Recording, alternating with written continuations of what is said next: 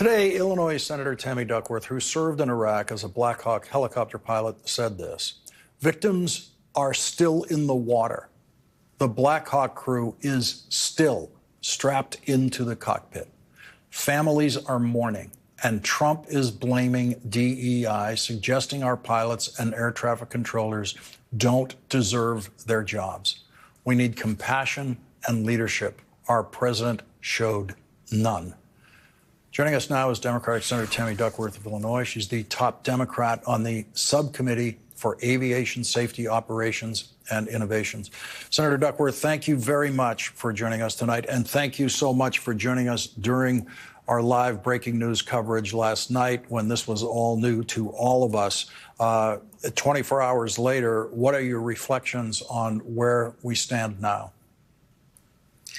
Well, Lawrence, we are getting more information. I did get a briefing today from the NTSB and the FAA, and Chairwoman Hamidi has done an excellent job, and as has the FAA. So I was able to get a little bit more clarity. I was able to ask a few more questions today of the investigators where they are initially, and we got some more information. I did ask for additional questions, which they will get back to me. But right now, you know, we just need to be recovering the victims, take care of their loved ones who are grieving, and let the accident investigators do their jobs. Is there anything that has come out, and I'm not asking you to violate any confidences that you might have obtained today, but is there anything in what we know to be the public information about this that you, as a helicopter pilot, can see possible reasons for how this could have happened? Well, obviously, at least one of the aircraft moved away from the where they were supposed to be, the location in the airspace where they were supposed to be, whether that is the Black Hawk, which should have been hugging the east bank of the Potomac River on helicopter route. They were transitioning from Route 4 to Route 1 to Route 4 headed southbound. I did ask and was told by the FAA investigator that they can confirm that the regional jet was on short final and established on short final. So he was in a landing profile lined up with the runway when this happened. So that means that he wasn't swinging and circling to land. He was actually on that short final and lined up with the runway, which is something that's good to know. So he wasn't in a banking maneuver, for example. And then we just, you know, we need to let them do their jobs and recover the flight recorders and recover the victims and be patient because we need to stick to the facts and stop speculating. You're seeing a lot of stuff happening on the air right now. Some of it, you know, may turn out to be accurate, but really what the loved ones of the victims deserve is not wild speculation by everybody.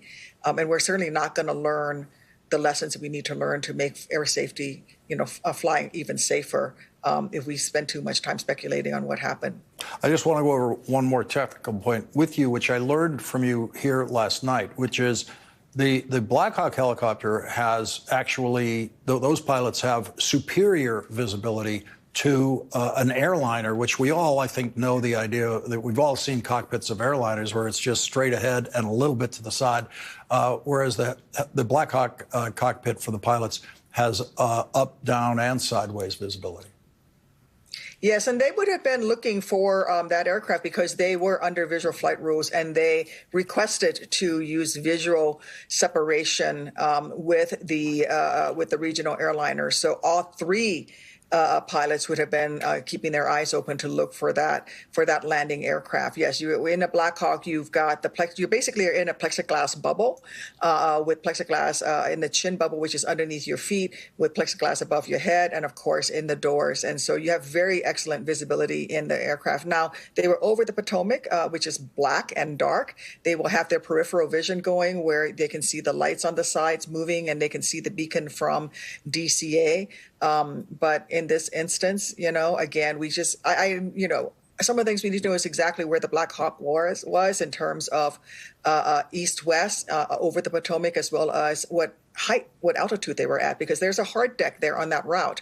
They're not supposed to go above 200 feet mean sea level.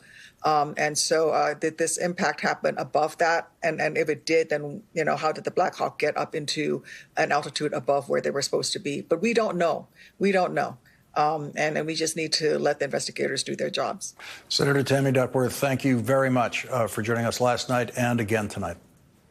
Thank you. Thank you.